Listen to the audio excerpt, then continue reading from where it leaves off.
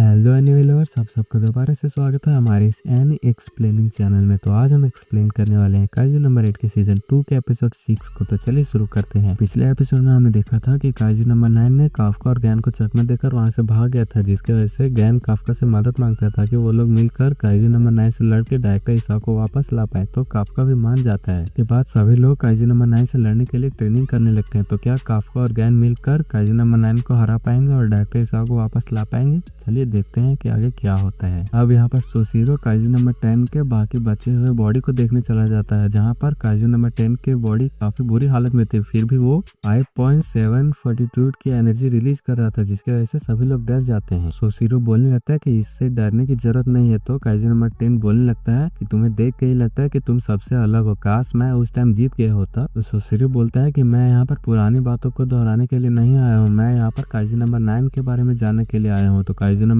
10 बोलता है कि हाँ, मैं इसके बारे में बता सकता हूँ क्योंकि ये मेरा क्रिएटर ही तो है, लेकिन इसके बदले मैं चाहता हूँ कि तुम मुझे यहाँ से बाहर निकालो ताकि मैं तुमसे लड़ सकूं। तो सोशिरो बोलता है ऐसा मैं नहीं कर सकता हूँ क्योंकि तुम्हारा कोर काफी ज्यादा डैमेज हो चुका है। काइजू नंबर 10 बोलता है कि मैं जानता हूँ, लेकिन मैं चाहता हूँ कि तुम मेरी बॉडी को एक वेपन में कन्वर्ट कर दो और उसे तुम यूज करो ताकि मैं तुम्हारी बॉडी पर कब्जा कर सकूं। अब कानोमी ऐसा करने से सोशिरो को मना करने लगती है क्योंकि अभी तक किसी भी इंटेलिजेंट काइजू को वेपन में कन्वर्ट नहीं किया गया होता और इससे क्या होगा ये किसी को भी नहीं पता था। काइजू नंबर 10 बोलता है कि मुझे तुमसे लड़ने में काफी मजा आया। तो सोशिरो बोलता है कि मुझे तुमसे लड़ने में बिल्कुल भी मजा नहीं आया। तो काइजू नंबर 10 बोलता है मैं जानता हूँ कि तुम्हें भी मुझसे लड़ने में काफी ज्यादा मजा आया था, कि तुम भी जानते हो कि अगर कोई तुम्हें कड़ी टक्कर दे तो उससे लड़ने में कितना ज्यादा मजा आता है। अब सोशिरो लैब से बाहर आ जाता है और कानोमी को बताता है कि वो बहुत ही ज्यादा डर गया था, इसलिए वो काइजू नंबर 10 को इक्विप नहीं करेगा। लेकिन फिर भी सोशिरो काइजू नंबर 10 से लड़ना चाहता था और वैसे भी उससे काइजू नंबर 9 की जानकारी चाहिए थी, जिसकी वजह से वो बात उसे माननी ही पड़ती है। इसकी वजह से वो हाँ बोलता है और मीना भी इस चीज के लिए मान जाती है। तो सोशिरो काइजू नंबर 10 को इस बारे में बताने लगता है और वादा करता है कि वेपन बनने के बाद भी काइजू नंबर 10 सोशिरो को बॉडी पर कब्जा नहीं कर पाएगा। अब इधर किकुरो और काफ्का को पता चलता है कि सोशिरो यहाँ पर काइजू नंबर 9 के बारे में डिस्कस करने के लिए आ रहा है, जिसकी वजह से काफ्का सोचने लगता है कि उससे सोशिरो से अभी माफी मांगनी है, ये बात छुपाने के लिए कि वो काइजू नंबर 8 है। अब एज यहाँ पर गैन के बारे में पूछने लगता है और उसे जैसे ही पता चलता है कि गैन सभी प्लूटून लीडर के साथ कहीं पर गया हुआ है, वो समझ जाता है कि वो फर्स्ट डिवीजन के पास गया हो, क्योंकि फर्स्ट डिवीजन और थर्ड डिवीजन के आपस में बिल्कुल भी नहीं बनती है और वो आपस में कम्पीट करते ही रहते हैं। तब यहाँ पर गैन सोशिरो को बोलता है कि सोशिरो तुम्हें यहाँ पर आने के लिए किसने अलाउ किया? तो सोशिरो बोलता है कि मुझे यकीन नहीं होता कि फर्स्ट डिवीजन का कैप्टन खुद मुझे लेने के लिए आया है, और हाँ, मुझे यहाँ पर आने के लिए उस पर्सन ने परमिशन दी है जो तुमसे ज्यादा इम्पोर्टेंट है। अब गैन बोलता है कि अपनी बकवास बंद करो, इस बेस के अंदर बाउल कट और छोटी आंखों वाले बंदे यहाँ पर अलाउ नहीं है और तुम्हारे पास दोनों ही है, इसलिए तुम यहाँ से निकल जाओ। सोशिरो बोलता है कि क्या तुम उस बात को लेकर अभी भी नाराज हो कि ट्रेनिंग के दौरान मैंने छोटे काइजू को मारने में तुम्हें हरा दिया था? तो ये बात इनके दिल पर लग जाती है और अब फर्स्ट डिवीजन और थर्ड डिवीजन इसी सब बातों पर बहस करने लगते हैं। गैन सोशिरो से बोलता है कि उस जीत के टाइटल के अलावा उसके पास सभी टाइटल्स है। तभी सोशिरो से याद दिलाता है कि लॉन्ग रेंज अटैक के टाइटल अभी भी मीना के पास है, जो बात दोबारा से गैन के दिल पर लगती है। इस वजह से गैन दोबारा से गुस्सा हो जाता है, लेकिन तभी वहाँ पर एजी आ जाता है, जिसे देखकर सभी लोग डिसिप्लिन में आ जाते हैं। सभी लोग काइजू नंबर 9 पर डिस्कस करने के लिए बैठ जाते हैं, जहाँ पर सभी इंपॉर्टेंट लोग भी होते हैं, लेकिन यहाँ पर भी फर्स्ट डिवीजन और थर्ड डिवीजन के बीच बहस अभी भी छिड़ी हुई थी।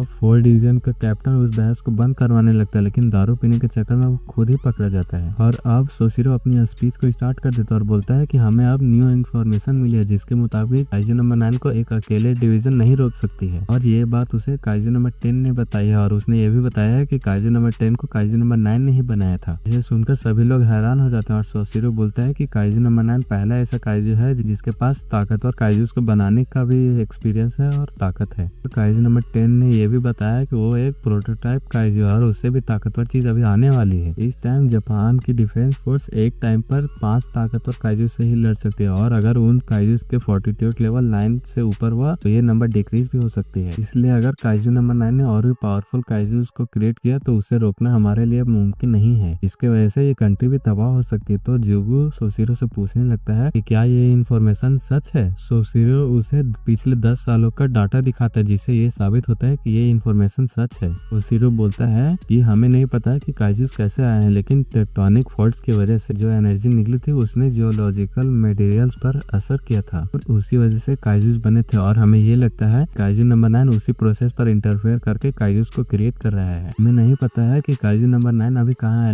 लेकिन अगर उसे मल्टीपल काइजूस को क्रिएट करने के लिए पावर चाहिए तो वो जरूर फिलीपींस और यूरेनियम प्लेट्स के बीच में ही होगा और वहां तक हम पहुंच सकते हैं। तभी एक बोलता है कि वहां तक पहुंचने में तो हमें काफी टाइम लग जाएगा, तो दूसरा बोलता है कि तो हम उस चीज का इंतजार करेंगे जब काइजू नंबर 9 खुद हम पर अटैक करेगा। मीना बोलने लगती है कि काइजू नंबर 9 जिस चीज को भी एब्जॉर्ब कर लेता है उसकी मेमोरी वो देख सकता है और अभी डायरेक्टर इसाओ की सभी मेमोरीज को काइजू नंबर जानता है, जिसकी वजह से उसे पता है कि अभी जापान की डिफेंस फोर्स के पास कितनी पावर है। तो सीरो इस चीज से निपटने का एक उपाय देता है जिसमें वो न्यू कमर्स को ट्रेन करने का उपाय देता है, क्योंकि वही एक चीज है जिसके बारे में डायरेक्टर इसाओ को नहीं पता था और अगर हमें ये लड़ाई जीतनी है तो हमें न्यू कमर्स को अच्छे से ट्रेन करना होगा। तो मीना काइजू नंबर 6 के वेपन को यूज करने के लिए बोलती है, जिसकी वजह से सभी लोग हैरान हो जाते हैं क्योंकि वो वेपन सबसे ताकतवर काइजू नंबर 6 से बना हुआ है जिसे कोई भी कंट्रोल नहीं कर सकता है। मीना बोलने लगती है कि उसे एक ऐसा इंसान मिल गया है जो काइजू नंबर 6 के वेपन के साथ कंफर्टेबल हो सका और उसका नाम रैनो है जो काफी तेजी से ग्रो कर रहा है। तो जुगू ये बात सुनकर हैरान हो जाता है क्योंकि रैनो अभी उसी के डिवीजन में ट्रेनिंग ले रहा होता है,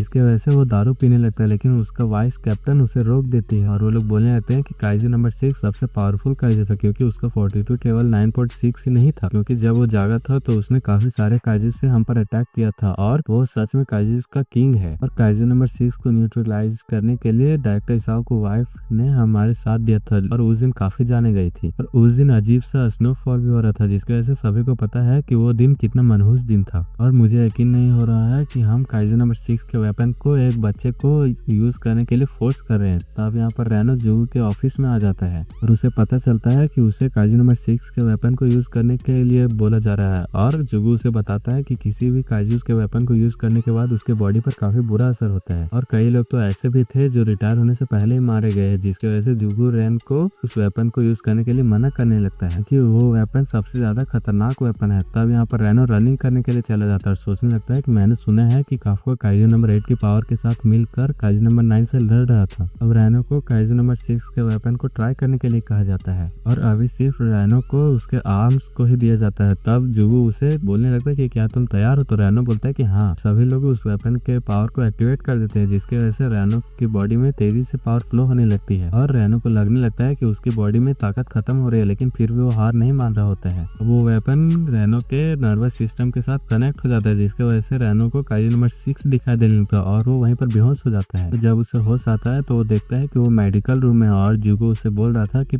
अब तुम्हें एहसास हो गया कि काइजू नंबर 6 के वेपन को यूज करना कितना खतरनाक है। मैंने तो अभी उस वेपन के आर्म्स को ही पहना था और तुम सोच के देखो कि अगर तुम उस वेपन के पूरी चीज को पहन लो तो तुम्हारे साथ क्या होगा। तो ऐसे जुगू रैनो को उस वेपन को छोड़ देने के लिए बोलने लगता है, लेकिन रैनो अभी भी काइजू नंबर 6 के वेपन को पहनने के लिए तैयार होता है, जिसकी वजह से वो बोलने लगता है कि अगर वो वैसे ही उस वेपन को पहनता रहा तो वो नहीं बचेगा। और उसे ये भी यकीन था कि रैनो उसका कोई भी बात नहीं मानेगा, जिसकी वजह से वो उसे बोलता है कि उसके पास 1 महीना का ट्रेनिंग पीरियड है और उसके बाद उसे न्यूट्रलाइजेशन जोन में भेज दिया जाएगा। तब पता चलेगा कि रैनो काइजू नंबर 6 के वेपन को पहनने के लायक है या नहीं। इसी के साथ हमारा ये एपिसोड यहीं पर खत्म होता है। अगर आपको ये वीडियो पसंद आया हो तो वीडियो को लाइक करना और चैनल को सब्सक्राइब